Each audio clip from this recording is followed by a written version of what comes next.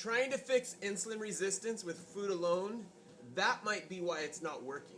Want better blood sugar, fewer cravings, more energy? Then you really need to try exercising and lifting weights.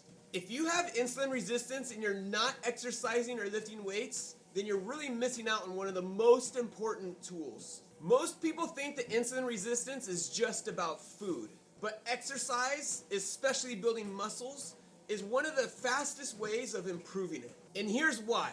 Insulin resistance happens when your cells stop responding properly to insulin.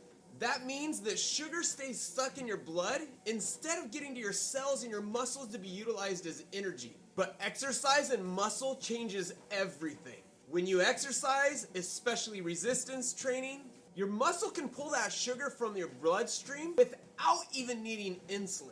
So think of your muscles like a sponge. The more muscle you have, the more glucose that it can soak up, and the less insulin that your body's gonna need to produce. That's how exercise directly improves insulin sensitivity. Building muscle gives you a bigger storage tank for those carbs and that sugar. Instead of carbs turning into fat and spiking our blood sugar, they get stored in muscles and used as energy. This is why people who often lift weights have better blood sugar control, less belly fat, fewer cravings, and more stable energy. You don't need anything fancy or crazy. We're not talking about getting big and bulky as a muscle builder. Just focus on the basic things, like maybe some leg squats or maybe even walking on a treadmill. It could even be things like push-ups, or maybe even if you have some dumbbells or a barbell. You really want to have movements that use your large muscles, which means that it's more glucose that's being taken up. And one of the key areas that will really improve your health is walking.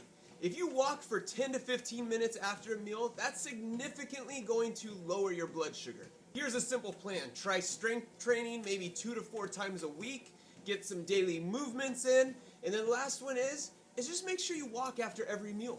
Your workouts don't need to be anything extreme, they just need to be consistent. If food controls insulin resistance, then your muscles control how your body uses that food. You don't need perfection, you just need consistent movement.